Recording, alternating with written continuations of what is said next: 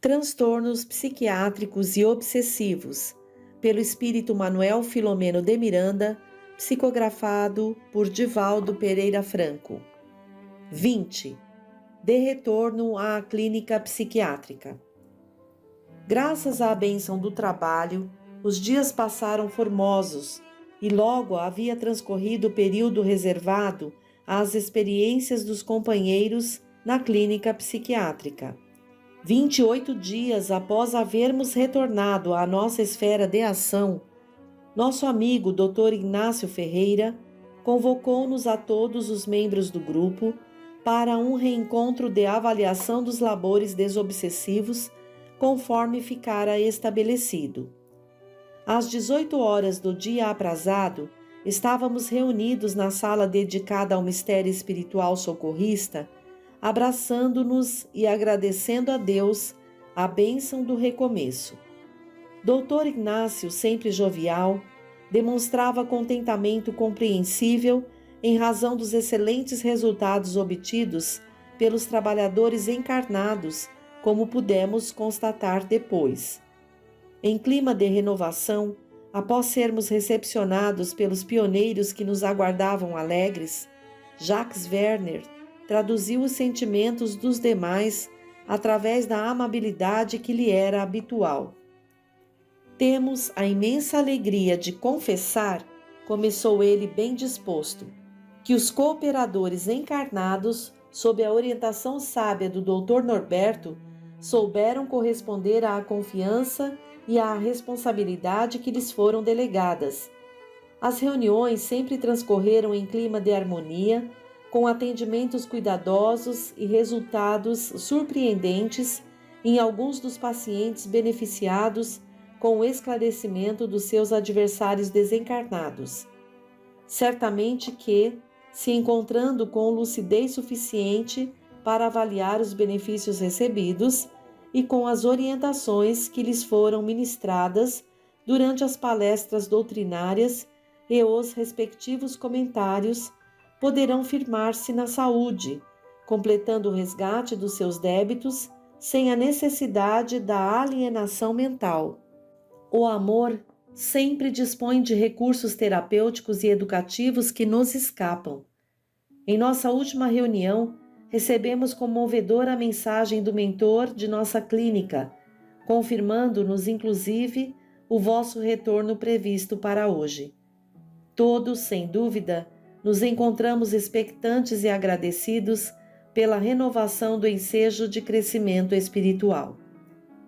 Concluída a sua exposição, o Dr. Ignácio agradeceu a presença dos ceareiros das primeiras horas, especialmente do casal Antonelli, assim como dos demais. Como o tempo nos permitia, formamos pequenos grupos sintonizados por interesses comuns e entretivemos conversações edificantes, prazenteiras. Às 19 horas, pusemo-nos em atividade preparatória, colaborando com os responsáveis habituais, enquanto aguardávamos a chegada dos membros encarnados, que não se fizeram esperar. Chegando com antecedência, demonstravam incomum satisfação como resultado da alegria pelo serviço iluminativo que realizavam, mantendo-se em silêncio e meditação na sala. Alguns se puseram a ler as belas páginas do livro da doutrina, que se encontravam em prateleiras presas à parede, assim como algumas mensagens mediúnicas de conforto e de orientação. Logo depois, o Dr. Norberto e o administrador da clínica deram entrada no recinto, ocupando seus respectivos lugares sem qualquer ritual, mas também sem nenhuma vulgaridade. Suave melodia exteriorizava-se de um aparelho de som especialmente escolhida para auxiliar no relaxamento e na meditação. À hora prevista, foi lida uma página de O Evangelho segundo o Espiritismo, de Allan Kardec. Feito um brevíssimo comentário, tendo lugar o momento da oração de abertura proferida pelo diretor da atividade. Pairava no ambiente uma psicosfera de harmonia e de amor que a todos mais nos unia nos objetivos abraçados. A primeira comunicação através de Licínia foi do nosso doutor Inácio, que se referiu ao significado terapêutico das reuniões que ali se realizavam. Depois de algumas considerações gerais, referiu-se: o cumprimento do dever constitui-nos bênção de incontestável significado, por caracterizar-nos a fase de maturidade psicológica e de responsabilidade moral de que já desfrutamos. Quando alguém se empenha por desincumbir-se com gravidade de qualquer compromisso, usufrui de consciência ao dever. Relevante, portanto, todo labor executado com seriedade. O dever torna-se virtude quando objetiva o cumprimento de uma responsabilidade que beneficia outrem ou um grupo social. Com Jesus, aprendemos os deveres solidários, descobrindo que a felicidade do nosso próximo é de alta importância, por transformar-se em nosso bem-estar pessoal, participando das atividades que podem contribuir favoravelmente para o seu progresso e harmonia. Ao assumirmos obrigações espirituais, abrem-se-nos perspectivas de grande valor para o desenvolvimento moral, cujos efeitos defluentes da maneira de executá-las nos definirão o porvir pessoal. Somente através da conscientização íntima é que podemos compreender os deveres para com nós mesmos, para com a sociedade e para com a vida. Os amigos têm sido fiéis na condução do dever assumido espontaneamente, o que dá um significado mais eloquente ao que estão realizando na condição de cooperadores da psicoterapia espiritual para com os desencarnados em sofrimento, especialmente quando voltados para o mal, demonstrando maior gravidade em relação à enfermidade que os vitima. Treinando-se para ações mais expressivas, trabalham em favor da edificação do santuário hospitalar que foi desenhado para funcionar em nossa clínica. Congratulamo-nos com os seus esforços, rogando ao Senhor de bênçãos que nos conceda mais capacidade de discernimento e forças para empregá-las no desiderato. Prossigamos desse modo, a serviço do bem sem limites. Silenciando, jovem médium masculino devotado ao labor dos passes, entrou em transe, e vimos o belo fenômeno da psicofonia atormentada de um espírito conduzido à comunicação. Tratava-se de um inimigo furibundo de um paciente alcoólico, que já fora internado diversas vezes e sempre era vencido pela recidiva. Carinhosamente orientado, narrou o drama que o infelicitara, recorrendo às lembranças dolorosas do passado, quando fora vítima indefesa daquele a quem ora perseguia, comprazendo-se em vê-lo no abismo da miséria moral, naquela situação deplorável.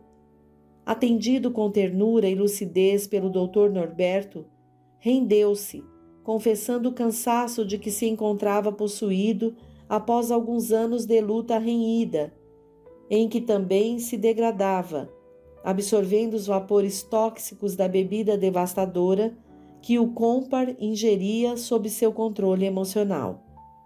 Recolhidos pelos devotados auxiliares para ser recambiado a local apropriado, onde ficaria submetido a tratamento específico após o encerramento da atividade, lá recomeçaria as experiências iluminativas, graças ao perdão e ao despertamento para a consciência de si mesmo. Nesse comenos, o justiceiro, acompanhado por alguns membros da sua corte ridícula, adentrou-se na sala, acreditando haver rompido as barreiras defensivas, sem dar-se conta de que tudo se encontrava planejado para recebê-lo, e, arrogante, incorporou veneranda trabalhadora da casa, sensível e nobre, por cujo intermédio blasonou, descarregou ameaças infantis, arremeteu contra o grupo que dizia detestar impondo regras de comportamento doentio. Ouvido pacientemente pelo orientador, sob inspiração direta do Dr. Inácio, informou-lhe, sem muita discussão, que o responsável por aquela atividade era Jesus Cristo, a quem se deveria dirigir, permitindo-lhe derramar toda a cólera da alucinação contra ele. Logo depois, ainda telecomandado, esclareceu-o que a instituição pertencia ao amor e que jamais alguém se levantaria contra a sua benéfica programação, pela impossibilidade de conseguir qualquer tipo de vitória nesse tipo de batalha inglória.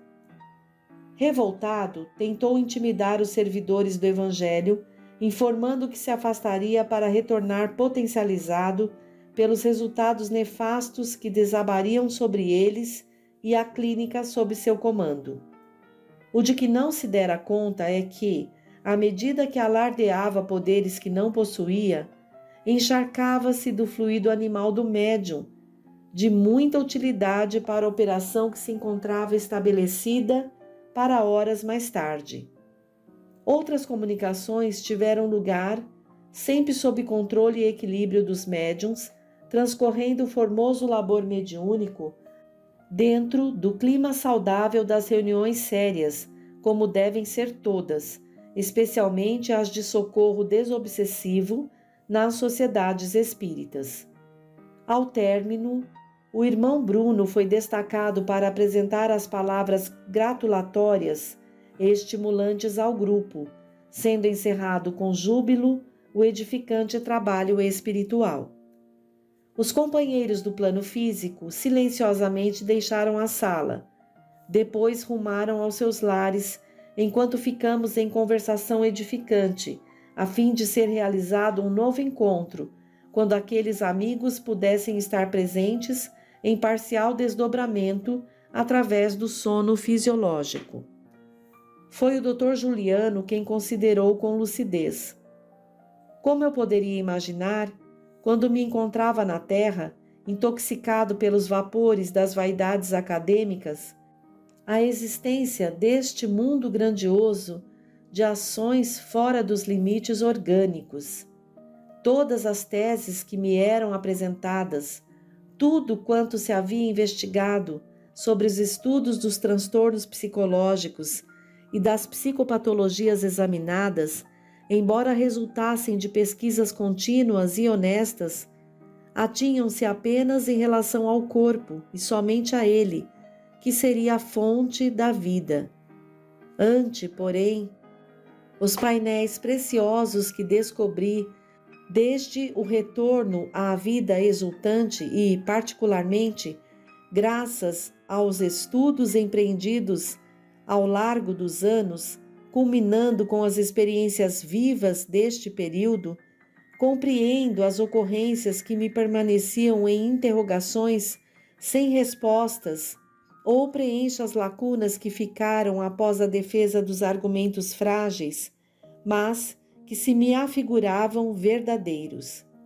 No caso do alcoolismo, por exemplo, os fatores predisponentes pareciam-me tão claros como aqueles que desencadeiam a alcoolofilia e a alcoolomania, resultantes dos fenômenos socioculturais, socioeconômicos, sociológicos em geral, resultados também da educação doméstica doentia ou sem ela, das castrações, das proibições e dos transtornos causados pela miséria psicológica dos pacientes.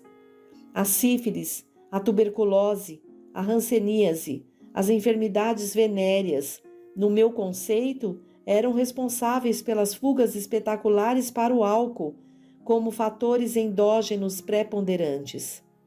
Como prever, naqueles remotos dias, a gênese obsessiva, a presença de entidades enfermas, perversas e vingadoras, induzindo os pacientes à autodestruição? Certamente por isso, além de outros fatores psicológicos, mesológicos, da hereditariedade, as recidivas do alcoolismo são lamentáveis, Vemos, por exemplo, no Brasil, em termos estatísticos da atualidade, que existem aproximadamente 11 milhões de alcoólicos e dependentes de drogas químicas e 27,5 milhões de portadores de alienações mentais, esquizofrenia, depressão, ansiedade e fobias de várias denominações. Os gastos em atendimento às questões pertinentes à saúde mental são muito altos, com resultados muitas vezes decepcionantes, pela dificuldade de penetrar-se na gênese real dos distúrbios, que estão sempre no espírito infeliz, endividado. Analiso, com os dados atuais de que disponho, sobre quantos serão vítimas de induções obsessivas em processos graves de resgates com as suas vítimas de anteriores existências, e não posso ocultar a surpresa que me invade. Tenho certeza de que, no futuro, nos tratados de epidemiologia, as obsessões terão um destaque muito especial, sendo estudada com seriedade e interesse. O ser humano, nessa ótica, é a soma das suas experiências e realizações anteriores, sempre avançando sobre as conquistas realizadas. Ouvindo-o com respeito, ao silenciar, Dr. Inácio acrescentou: temos vivenciado experiências obsessivas nas áreas psicológica e psiquiátrica. No entanto, em todos os movimentos da existência humana, apresentam-se as interferências dos desencarnados sobre os encarnados, assim como destes sobre aqueles. Enfermidades orgânicas de complicada etiologia têm nas suas raízes processos de incidência espiritual muito graves, em decorrência da ingestão de fluidos deletérios pelo paciente ou da sua ação sobre os delicados e complexos mecanismos das redes nervosas, sanguínea, digestiva, respiratória. O intercâmbio entre os semelhantes morais, de um como do outro plano da vida, proporciona efeitos equivalentes nas estruturas de que se revestem. Fixações afetivas de amor e de ódio, de ciúme e de ressentimento, produzem ondas mentais que se dirigem àqueles que se lhes fazem receptivos, gerando situações deploráveis também no organismo físico, em razão do seu pestilento conteúdo energético. Estabelecido o primeiro contato, registrada a emissão de forças pela mente, e mais fortes se fazem as conexões, gerando distúrbios pertinentes à sua estrutura. Somos o que cultivamos e vivemos, respirando o ar emocional e espiritual em que nos comprazemos. A conversação edificante prolongou-se, ensejando-me um aprendizado mais amplo a respeito dos relacionamentos espirituais vigentes no universo, particularmente no amado planeta, nosso berço e nossa mãe generosa. À medida que se aproximava a hora da reunião em nosso plano, os trabalhadores convocados para trazer aqueles que iriam participar da mesma foram se desincumbindo dos deveres e, no momento próprio, estavam unidas as duas equipes, a da nossa esfera e a terrena. Para a surpresa de quase todos nós, recebemos a visita do nobre espírito Barçanufo, que viera participar do ágape espiritual, produzindo incontido entusiasmo em nossos sentimentos. Com a modéstia que lhe é peculiar, depois da saudação afetuosa, informou: em se tratando de um departamento do Sanatório Esperança na Terra, não poderia deixar de estar presente nesta oportunidade. E sorriu gentil com amabilidade. Constituída a mesa para os trabalhos mediúnicos, além do corpo físico, sentaram-se o doutor Inácio, que os deveria dirigir, nossos queridos médiuns Matilde e Maria Modesto, Bruno e Licínia, intercalados por especialistas na aplicação dos passes, enquanto os demais permanecemos em torno, formando um semicírculo. O benfeitor Eurípides permaneceu com a equipe de assistentes para a condução dos que se viriam comunicar, especialmente o justiceiro. Realizada a prece inicial, com verdadeira unção pelo querido diretor espiritual, o mesmo entreteceu breve explicação em torno da oportunidade do trabalho, quando ocorreram comunicações simultâneas. O justiceiro, através da nossa irmã Maria Modesto, e os seus 2 áulicos por intermédio de Matilde e Licínia, dando a impressão de que iriam gerar perturbação no recinto. A um apelo mental, Petitinga e nós aproximamo-nos dos 2 comunicantes, atônitos e perturbados, enquanto o doutor Ignácio dirigiu-se ao justiceiro. Com ponderação e caridade, procuramos acalmar os irmãos inquietos e desorientados, assegurando-lhes amparo, após a libertação daquele que lhes impunha verdadeiros suplícios morais e sevícias outras, levando-os ao temor. Falando-lhes a respeito de Jesus, o amparo e a segurança para todos nós. Não foi muito difícil aclarar-lhes a mente e tranquilizá-los, aplicando-lhes passes de reconforto e renovação, removendo-os para as macas, graças às quais seriam conduzidos posteriormente ao conveniente tratamento de recuperação mental e emocional. Enquanto isso, o diretor dialogava com o arrogante chefe das entidades perversas da clínica.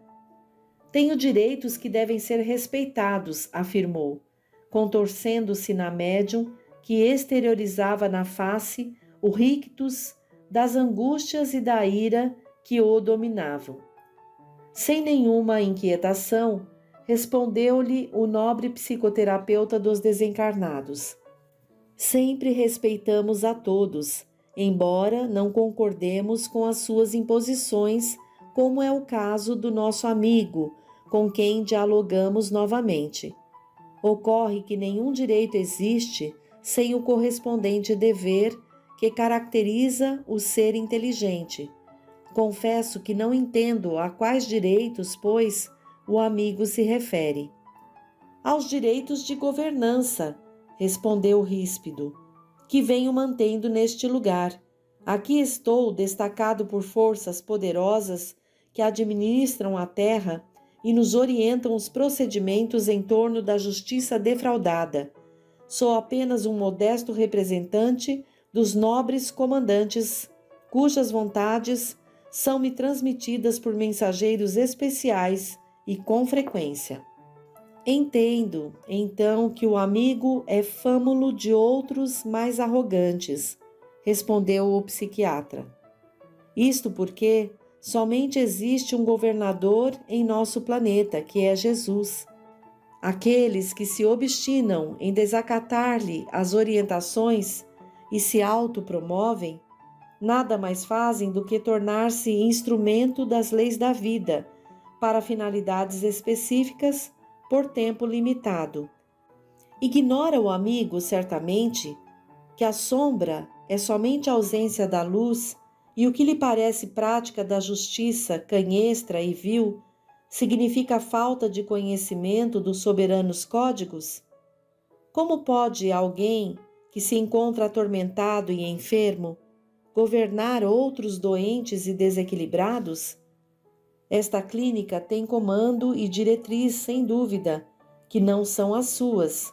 Por misericórdia dos administradores espirituais, tem-lhe sido permitido aqui permanecer nesse período que se finda, a fim de que se cumpram determinados objetivos que lhe escapam.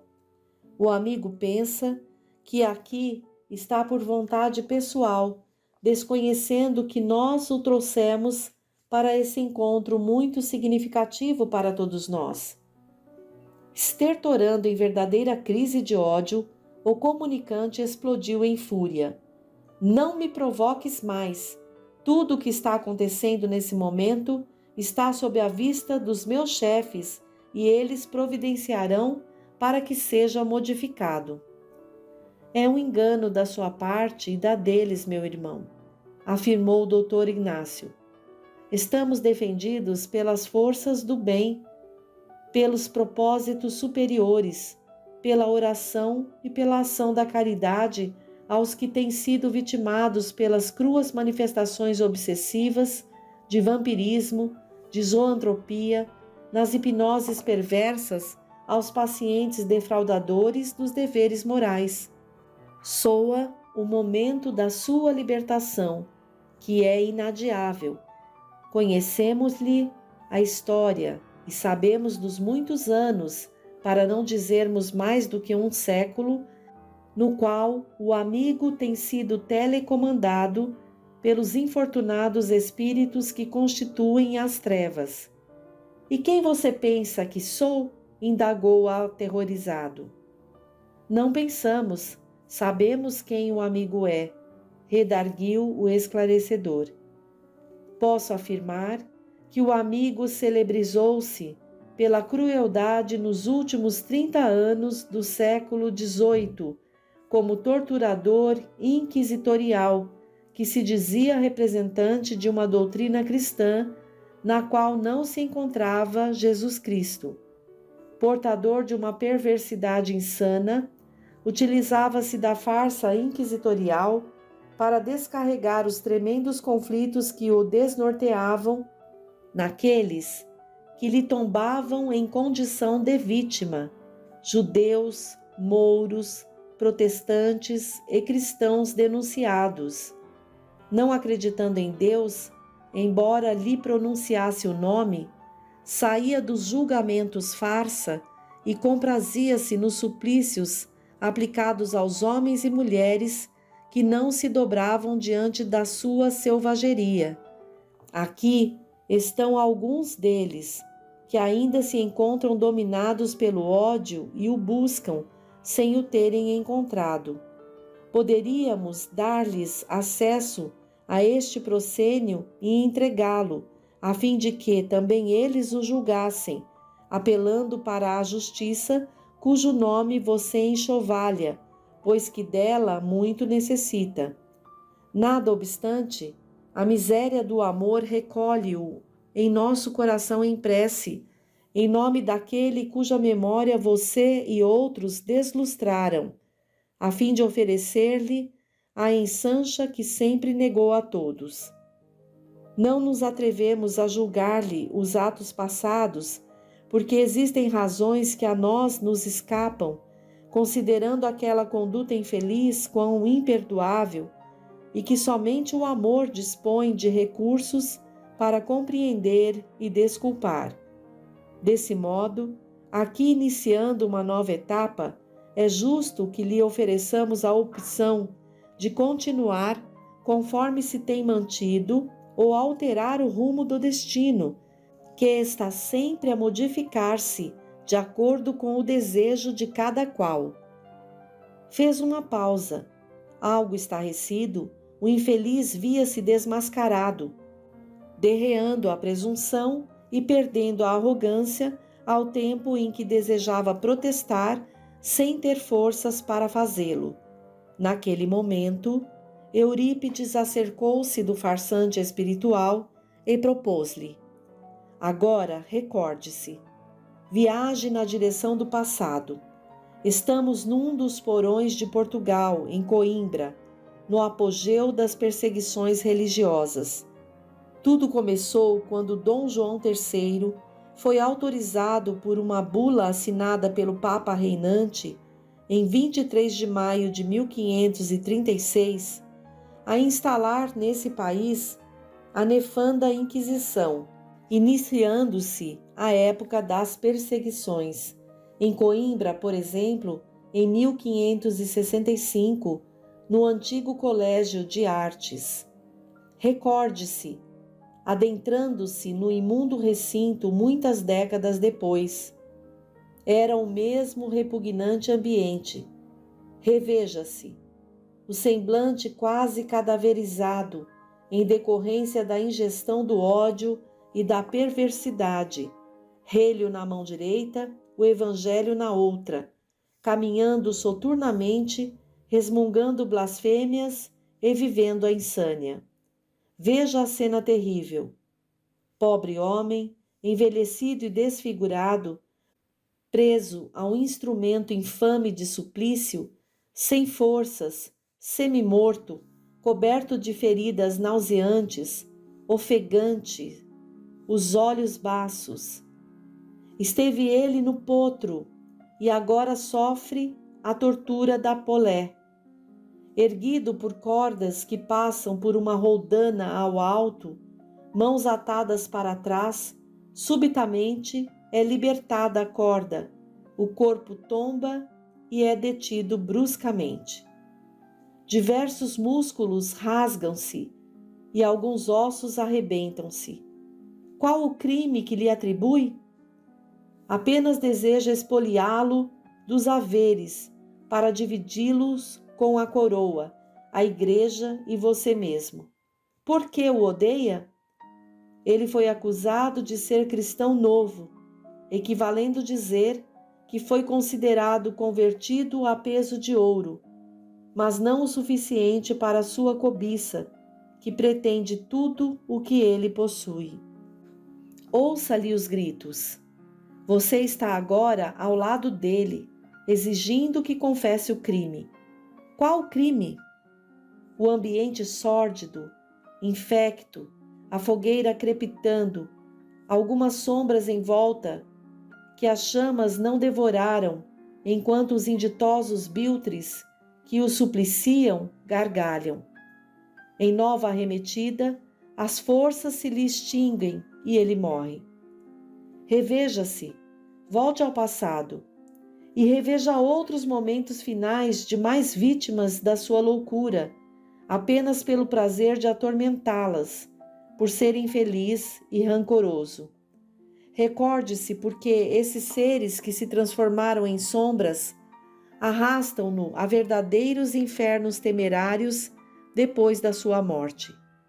Você lá esteve, nessas regiões de horror, onde foi resgatado por outros mais cruéis do que você e que o disciplinaram, submetendo-o a novos tormentos, para fazerem de você instrumento da malfadada sanha de que são possuídos.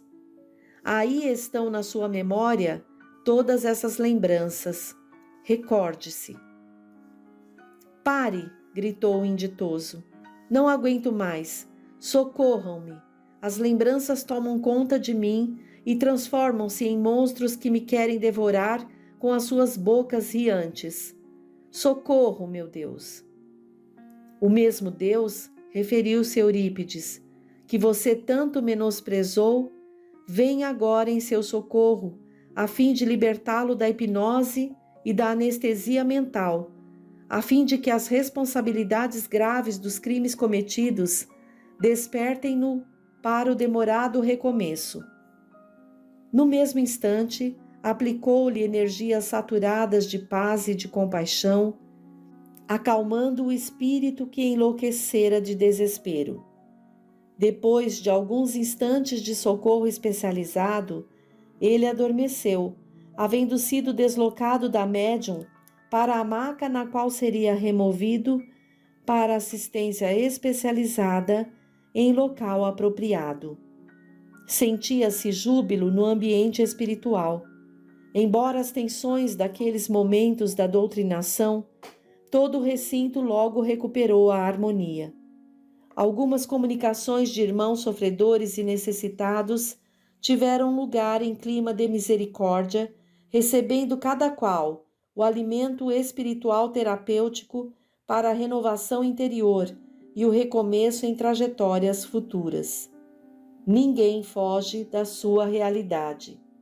Subitamente, uma claridade com variegadas tonalidades suaves e brilhantes invadiu a sala, apresentando-se o nobre espírito guia da clínica. De imediato, nossa querida irmã Maria Modesto, em transfiguração facial, irradiando a beleza transcendente do mentor, começou a falar. Irmãos queridos, Jesus permaneça conosco, traçando rumos libertadores. Alcançamos os primeiros resultados do investimento de luz sob o amparo dos céus.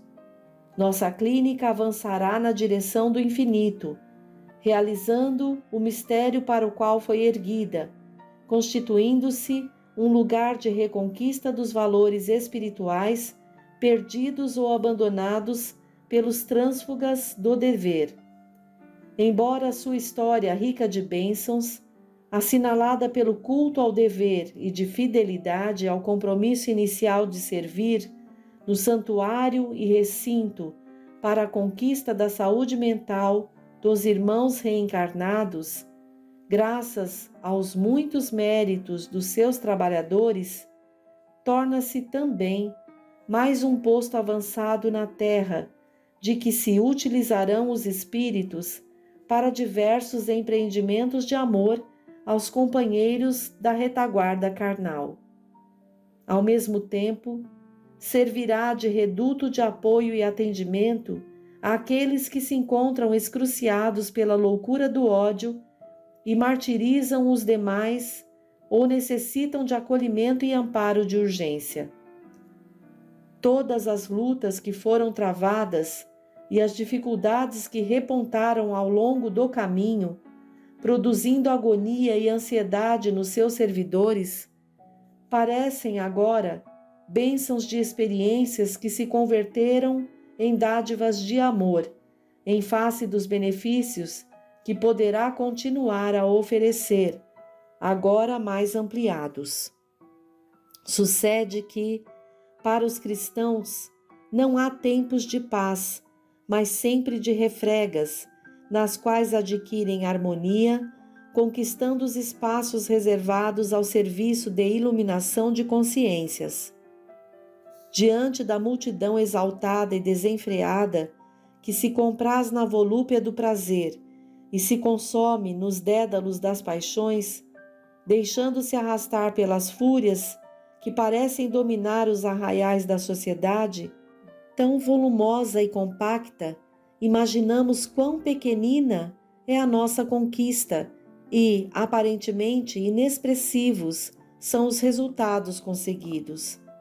Somos discípulos, porém, do rei que elegeu modesta manjedoura para vir ter com os seus súditos e de uma cruz para alar-se a Deus. Com essa inspiração, inicia-se um novo período em nossas atividades aqui. A madrugada alcança a noite plena, praticamente sem ser notada, e suavemente avança, diluindo as sombras, até triunfar o dia em luz. Assim também ocorre com o nosso esforço conjugado entre os dois planos. Nenhuma exaltação de nossa parte, mas a convicção de que a vitória é de Jesus, que vela incessantemente pela humanidade e tem seus missionários em diversos pontos do globo terrestre, trabalhando em tarefas especiais que objetivam a implantação do bem e da verdade. A conscientização da nossa responsabilidade e a alegria do trabalho em conjunto levam-nos a permanecer unidos no ideal de construção do reino de Deus em nosso imo, que um dia se instalará por toda a terra. Já não são poucos os espíritos reencarnados que se encontram atuantes no desdobramento da programação superior que facultará as grandes mudanças que se vão operando em favor da era da paz e da felicidade. Missionários do amor e da ciência mergulham continuamente na indumentária carnal a fim de ampliarem os horizontes do sentimento e do conhecimento em torno da vida e das suas necessidades, contrapondo-se, sem lutas externas, à devastação do planeta, à destruição das diversas formas existentes, como decorrência das insanas ambições dos poderosos enganados de um dia. A ecologia, neste momento, adquire cidadania e fascina expressivo número de abnegados defensores da natureza, de todas as expressões de vida existentes, que não temem qualquer sacrifício na saga da salvação do planeta. As lições do equilíbrio que vige na cadeia alimentar entre os espécimes animais e a função grandiosa de preservação das florestas, em decorrência da presença de inúmeros deles, vão sendo consideradas e lentamente, embora ainda as dificuldades existentes, proporcionam a conscientização de respeito e de dever antes que, de uso abusivo dos seus recursos, que são esgotáveis, senão protegidos. A água, sempre desperdiçada pela incúria humana, reduz-se, dando lugar ao surgimento de programas que lhe favoreçam a existência. Em todas as áreas encontram-se os novos apóstolos do bem, direcionando o pensamento humano para as realizações edificantes e o autodescobrimento, de modo que os tesouros morais e espirituais recebam o respeito e a consideração pela relevância de que se constituem. À frente, porém, desse exército de paz e de misericórdia, de ação dignificadora e de construção da felicidade, encontra-se Jesus, o Mestre incorruptível, que nunca nos abandona. Porfiemos, pois, no setor que nos diz respeito, fazendo o melhor que nos esteja ao alcance, fruindo a felicidade do serviço em seu nome, cônscios de que podemos fazer muito mais, caso nos empenhemos com o sentimento e a razão. Exorando a proteção do psicoterapeuta por excelência para nossa clínica e para todos nós, sempre afetuoso e reconhecido, o servidor dedicado, Antônio. Quando silenciou, gotas de luz perfumadas e coloridas caíram sobre todos nós, inclusive alcançando as outras dependências do edifício no qual nos encontrávamos. Todos os presentes, dominados por especial emoção, participamos do encerramento da reunião através da prece proferida pelo Dr. Ignácio Ferreira, que, em breves e sábias palavras, traduziu tudo quanto experimentávamos, considerando concluída a tarefa para a qual fôramos convocados, embora colocando-se, e a nós outros, sempre às ordens, tantas vezes quantas fossem necessárias. Exultávamos de saudável contentamento, exteriorizando as inefáveis alegrias que nos dominavam os sentimentos.